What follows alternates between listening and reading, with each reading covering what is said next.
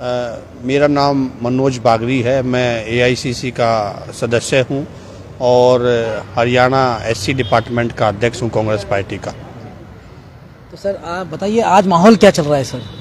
आज का माहौल ऐसा है कि पहले तो मैं कांग्रेस हाईकमान श्रीमती सोनिया गांधी जी का, राहुल गांधी जी का, डॉक्टर मल्लिकार्जुन खड़गे साहब का धन्यवाद करता हूं कि उन्होंने यहाँ पे जो कांग्रेस के कैंडिडेट दिए हैं राधा कृष्ण साहब, बहुत ही ईमानदार और बहुत ही लगनशील, बहुत ही नेक इंसान, क्योंकि उनकी पब्लिक में डिमांड है एक अच्छे इंसान की।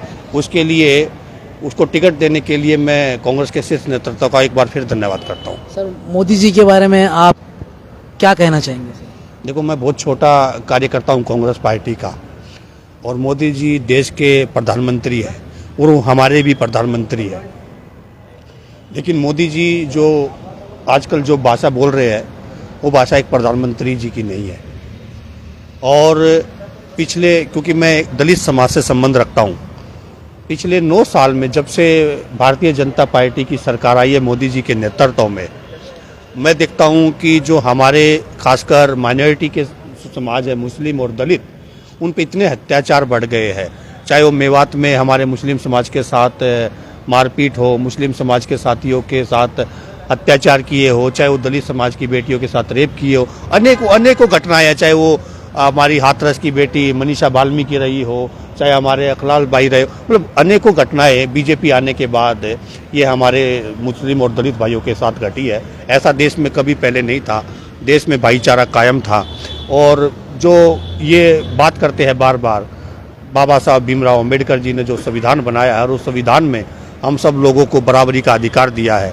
हम लोगों का जो अधिकार छीनने की बात करते हैं बीजेपी के लोग और मोदी जी आरएसएस के लोग बार बार बोलते हैं। अपने कर्नाटका के भी एक मंत्री ने, हेगड़े साहब ने बोला, और कल परसों भी हमारे मध्य यूपी के एक बीजेपी के नेता ने बोला। पहले वो कांग्रेस में थे और खासकर आरएसएस के जो नेतागण वो बोलते रहते हैं बार बार। तो मैं तो देश की आवाम से, आपके चैनल के माध्यम से एक अपील करता हूं कि ये देश भाईचारे का है। ये देश अपने भाईचारा बनाए रखने के लिए, बाबा साहब के संविधान को बचाने के लिए कांग्रेस पार्टी को वोट दें। सर एक चीज़ आपने सुनी होगी, मोदी जी के एक भाषण, एक स्टेटमेंट आया था कि दलित और ओबीसी का जो आरक्षण है वो मुसलमान को जाने नहीं देंगे। ऐसा कुछ भाषण था, आपने सुना होगा।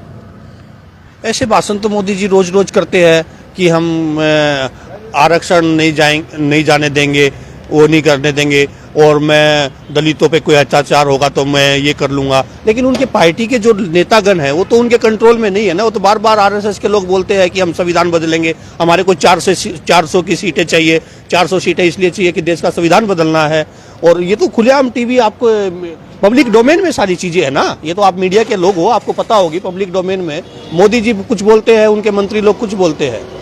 तो मतलब मेरा कहने का मतलब यही है, मैं ज़्यादा तो मतलब मैं तो ग्राउंड रूट का वर्कर, नीचे काम करता हूँ।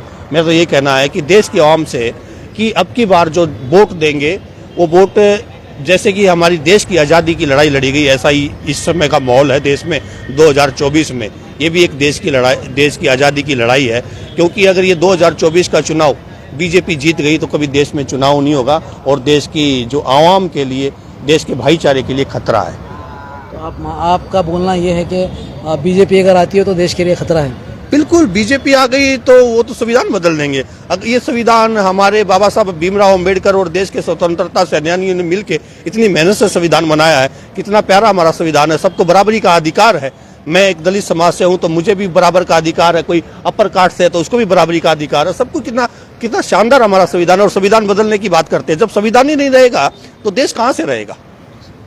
तो मेरा तो फिर वही है कि हम अब की बार पूरे मैं हरियाणा से, हमारे हरियाणा में तो बहुत अच्छा माहौल है, वहाँ तो हम बीजेपी का, और कर्नाटका के खासकर गुलबर्गा की जनता से भी मैं अपील करता हूँ आपके माध्यम से, इतने नेक, ईमानदार, लगनशील, बहुत ही अच्छे कैंडिडेट आपको मिले हैं राधा कृष्ण सर। उसको आप ज़्यादा से ज़्यादा वोट देके उसको सफल बनाएं, क्योंकि वो बहुत